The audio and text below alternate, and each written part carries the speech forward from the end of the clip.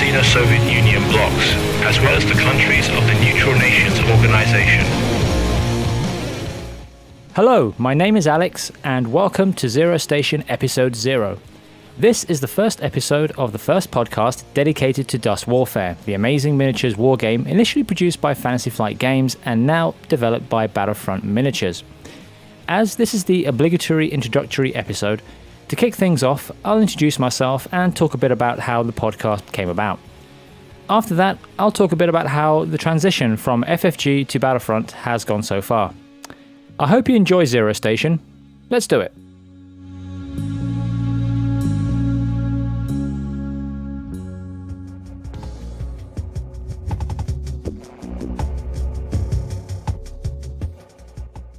Okay, so welcome to the first episode of the first dedicated Dust Warfare podcast, Zero Station. As I said in the intro, this is the obligatory introductory episode where I suppose I'm supposed to introduce myself because, well, I don't expect everyone to know who I am. I don't assume that at all.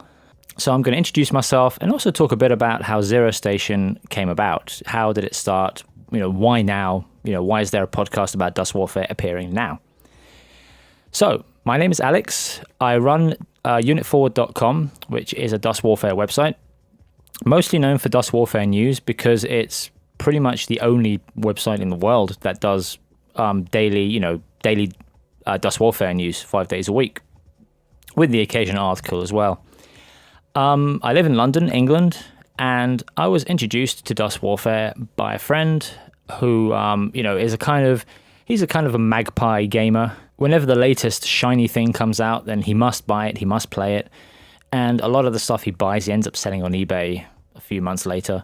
And unfortunately, he did that with Dust Warfare. But when Dust Warfare came out in April 2012, soon after, he came around and introduced me to this game. And we played for about 6-7 hours. The birds were chirping when we finished.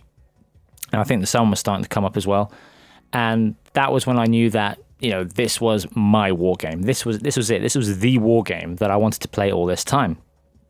In the past, I've played other war games such as Firestorm Armada and some historical war games as well. And the historicals never really caught on with me, not because I don't like historical games. I'm a big history buff. I do like, playing historical games. But the problem with historical games, a lot of historical games, is that they try to simulate every little nitty-gritty part of that particular conflict, which, I don't want to do that. I don't want to simulate things. I want to play a war game. I want to have fun, play a game. I'm more of a gamer than a simulator. So that's what I think really captivated me with Dust Warfare, that it doesn't try to simulate every little nitty-gritty part of war. It actually streamlines a lot of things and kind of simplifies them in a way as well, which I really like because it makes the game go faster and you also get fewer rules arguments and things like that. Okay, so that's who I am and what I do in the Dust Warfare world. But let's turn to Zero Station and how it started. And why now? Why a Dust Warfare podcast now? Well, over the past year or so since Dust Warfare came out, there have been people here, people there saying, they're going to do a podcast, they're going to, start a Dust Warfare podcast, blah, blah, blah. But, nothing's happened. And I thought it was about time that Dust Warfare got a podcast of its own dedicated podcast where I just talk about Dust Warfare. And knowing what I'm like, I will go into tactics at some point, because I'm not one of those people who kind of classes themselves as just a Dust Warfare player. I do play Dust Tactics. It is a really fun game. It's a lot more bloody and it's a lot faster than Dust Warfare. It's more of a blood sport, as I saw someone call it. It's a blood sport compared to Dust Warfare. But Tactics is a really fun game. And I'm by no means one of these people who plays one exclusively and doesn't play the other. I play both, although I'm more of a Dust Warfare player. And as I said, it's time that a Dust Warfare podcast came about. There have been other podcasts that have covered Dust Warfare, infamously, or famously, however you want to look at it. D6 Generation did a review of Dust Warfare when the game came out last year, and they seemed to really like it. And also Adam at War and More Radio has been doing episodes of his podcast where he looks at various units in Dust Warfare. especially SSU, because he plays SSU units, which I still listen to, even though I play Axis. I still listen to the episodes because of the whole, know your enemy thing, and I want to learn more about what the other guys' units do, so that I can face them better on the battlefield. So yeah, other podcasts have been covering Dust Warfare, but it's about time that Dust Warfare had its own podcast. And seeing that, nothing's happened so far, and not knowing when something was going to happen, when is somebody going to put out a Dust Warfare podcast, I thought, well, I'm going to do it. I'm no stranger to podcasting. I actually technically do still host a Magic the Gathering podcast called Deconstruct, which so far has gone up to 114 episodes. So I'm definitely no stranger to podcasting. And I decided that, hey, why not? Let's go for it. Let's do a Dust Warfare podcast and finally get one out there. So what will Zero Station have on the podcast? What am I going to talk about on these things? Well, let's talk about the schedule first. The plan is that Zero Station will come out monthly. And that's the guaranteed part. There will be a Zero Station episode at least once every month. But there may be occasional extra episodes as well, which won't be like, Zero Station Extra or anything like that. There will be normal Zero Station episodes, but you might find that a podcast comes out one week and then the next week another episode of the podcast comes out. Just because there might be something to talk about, there might be something, that can't wait another month. So I'm going to just go ahead and do an episode and talk about it. But the plan is that, the guaranteed part is that, there will be a podcast once every month. So yeah, that's the plan for the schedule. As for what I'm going to talk about on the cast, it'll just be general things about, concerning Dust Warfare, concerning the world around Dust Warfare. So in this episode, for example, I'm going to talk about Battlefront and FFG and how the transition from FFG to Battlefront has gone. In another episode, I might talk about, strategy or tactics concerning a unit or particular army list or anything concerning Dust Warfare, really. And I'd really love your input on that as well. If you have anything that you'd like me to talk about on the show, then definitely get in touch. All the details will be at the end of this episode, and at the end of every episode, actually. And also, if you want to be on the show, then by all means get in touch as well. We can set something up, record a show over Skype or do something to, get you on the show. Okay, so that's basically what Zero Station is all about and what it's going to cover.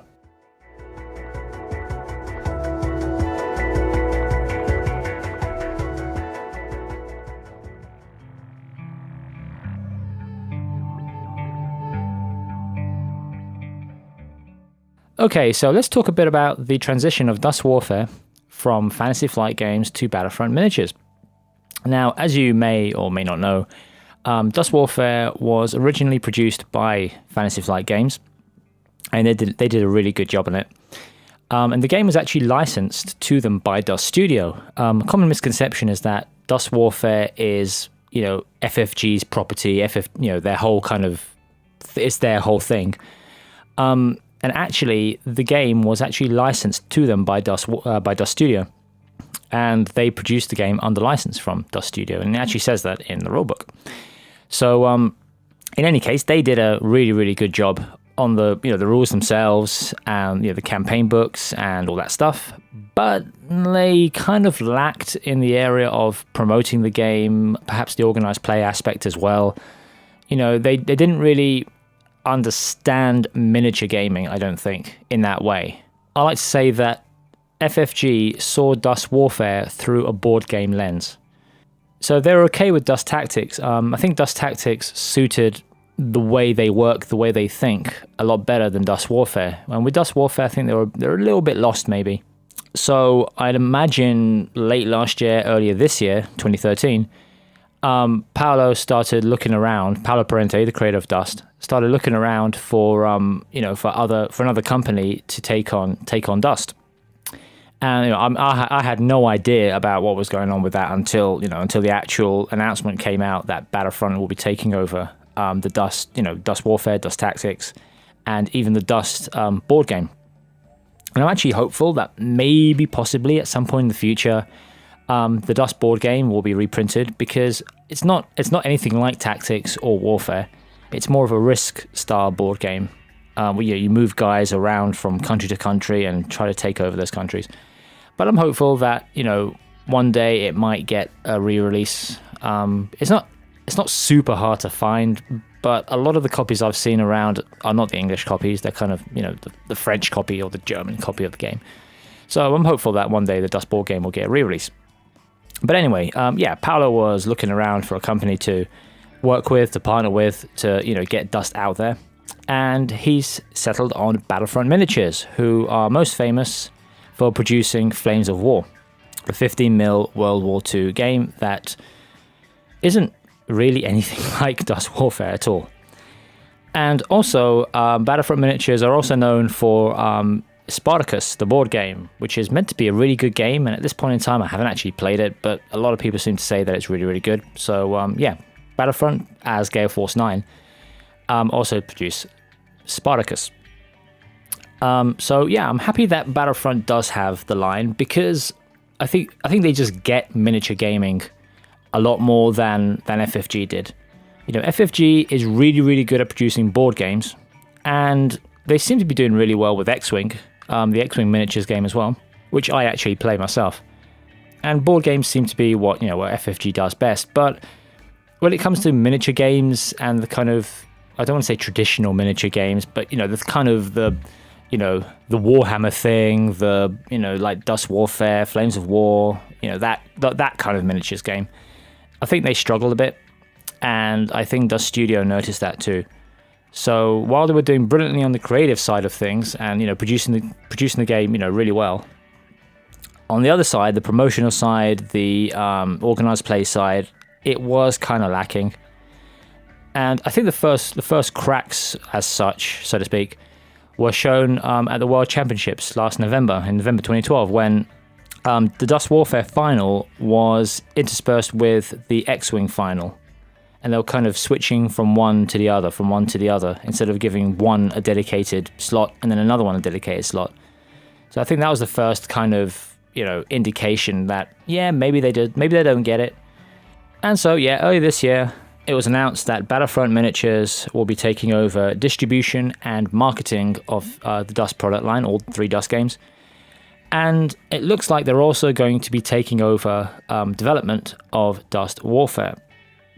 Apparently, they're going to be revisiting some things that didn't make it into the FFG version of Dust Warfare. I've been told to take what I've heard about that with a pinch of salt. But it looks like they're not going to change the core mechanics. I hope they don't change the core mechanics, because the core mechanics are, make Dust Warfare what it is. So I don't think that they're going to really change anything too drastically. They're just going to, maybe just expand on the game and start to introduce, little things to enhance the experience. At least I hope so. Now, another thing I've noticed about Battlefront since they took over the line was that when the official handover happened on the 1st of June 2013, they didn't really say anything. There was a lot of there's a month's worth of silence from the handover date to when they actually started to show new things for the game. And a lot of people got worried over that time. They thought, oh no, the game might be dead. What's going on? They haven't shown us any new stuff yet. What's happening? But at the beginning of July, the next expansion, Operation Achilles, and I'd imagine Campaign Book Achilles, was announced. And Battlefront has been really good in showing off the new stuff from Achilles. FFG would show 1 unit or 2 units here, and then it'd be a long wait, and then it'd be the next units shown off from the expansion, and then a long wait. But Battlefront's been doing some really rapid-fire showing offs, I suppose you could say. Really rapid-fire posts over on the Gale Force 9 website. They're showing things off on Gale Force 9 because the dedicated Dust website hasn't been completed yet. So GF9 is kind of the temporary home for all that stuff, all the product announcements and stuff. And they've been showing things off pretty much 2 or 3 times a week. There's something new to see on the site. It's been a really rapid pace, and also, and this I think is really, really, really important, they've been giving concrete dates, well, semi-concrete dates, for when the stuff is going to come out. There's no ambiguity about, it might be January, it might be May, it might be December, whatever, there's none of that ambiguity anymore about when stuff's coming out. They've said that Wave 8.1, which is the first part of the Achilles wave, will be out in late August. Wave 8.2 will be in late September, and Wave 8.3 will be in late October. So you can plan. You know that, okay, you know what, if I want to buy this stuff, I'll make sure that I have some money together by, late September. Or, if you play SSU, then, you've got the new SSU units coming out, the new Armor 4 units coming out at the end of August. So, to plan for that, at the end of August, get some money together, get those units. So reasonable release dates that, people can work with instead of the kind of the wall of silence, the ambiguity. When is this unit going to come out? Who knows? We have no idea, all that stuff. I mean, they're not, exact dates. They're not saying that, Unit X is going to come out on this day in August or anything like that. But at least late August, late September, late October, that gives you, a good idea of when you can expect to see, the product come out, which I really, really like. And it also helps with the community as well. I mean, people don't start asking questions about, when is this coming out? Is this ever coming out? What's happening? What's going on? People know when stuff's coming out. So that's really good. And that has been a really positive part of the transition to Battlefront, I think, giving us clear release windows for new Dust products. And actually, the Dust products that have been shown off so far are pretty awesome. You've got the Armor 4 Steel Guard for the SSU, who are basically mini walkers. The story is that they're crippled soldiers who have been put back into the fight, who wanted to fight, and have been, inserted back into the battlefield in these kind of mecha suits, like armored suits that they can use in which to fight in. And you've got the Red Tornado, which is a kind of, an assault squad. And you've also got the Silent Death, which is the sniper team. And some people have, made jokes about the look of the Red Tornado, the frog suits, because they do look a bit like frogs when the hatch is down. But, I think they look really great. And they almost make me want to, start an SSU army, but I'm too loyal to my Axis. But I might get the models anyway, just to paint up, basically. And also, Gale Force 9 / Battlefront has also shown off the field phase bunker / strongpoint for the Allies, which is basically a bunker with either a single or dual phaser gun located inside, which is going to be great for Dust. It's technically a fortification, I think. So you can buy it, place it on the battlefield, buy it as a fortification. And it's also good for other games as well. I think it'll kind of raise Dust's profile a little bit in that sense, because I think people from other games will buy it as well to play 28mm games, to play with their 28mm games. So I think that's gonna turn out really well as well. And of course, they've announced Operation Achilles, the box set for Dust Tactics, in which you get a new sculpt of Sigrid, a new sculpt of Bazooka Joe. So the old ones are still collectible. If you think of those models as collectible, then they'll still be collectible for you. And also a new hero for the Axis called Klaus, who you actually also get in the new Horton box as well. The Axis are going to get a new laser jet called the Der Blitz and Der Adler. And if you add Klaus to the aircraft, to that particular aircraft, then you get the Laser Blitz, which is a really, really expensive aircraft. It makes something like 80, 90 points in total, including the hero. But hey, it gives you the option to be able to do that. I'm probably going to take it as Der Blitz, basically just because it's cheaper in army points, and also because I really like the idea of a laser jet. So those are some of the things that have been happening with the transition from FFG to Battlefront, and also what Battlefront has been showing off so far. As I said, I really like the rapid fire announcements of new stuff that's coming out, and also the release date windows as well. No more ambiguity. At least now we know that the first Achilles stuff is going to come out at the end of August 2013, and then a month later, the second part of the wave is going to come out, and then a month after that, the third part of the wave is going to come out. There's been no announcement yet about the book, about campaign book Achilles, or even if it's going to be even called campaign book Achilles. They might start calling the campaign book something else, who knows. Apparently it's in development, and they're not going to rush it because they don't want to rush it. They want to make it really good. It's going to be the first Battlefront book for Dust Warfare, so they want to kind of make it good and make a good first impression, I guess. So there's been no word on that yet, but hopefully there will be soon. And I'd imagine that it's going to be out by the time all the Achilles stuff is out, or maybe even before, who knows, we'll have to see.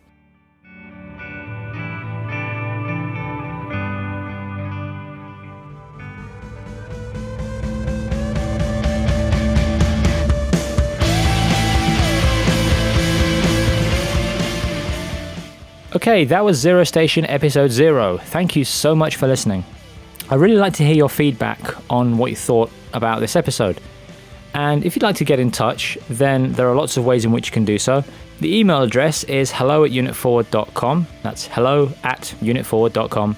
You can get in touch via that address. You can find Unit Forward on Twitter @unitforward, or on Facebook, facebook.com/unitforward, and also on YouTube, youtube.com/unitforward. You can send me a message on YouTube if you normally use YouTube to send messages to people. And Unit Forward also has a Google Plus account, and even I can't remember the long URLs that Google Plus inflicts on people, so I've managed to shorten it down to unitforward.com/gplus, GPLUS, which is a lot easier to remember than plus.google.com/numbers. So please let me know what you thought about the episode, and I will talk with you in the next one. So until then, see ya. This podcast is released under a Creative Commons Attribution, Non-Commercial, No Derivatives 3.0 Unported license.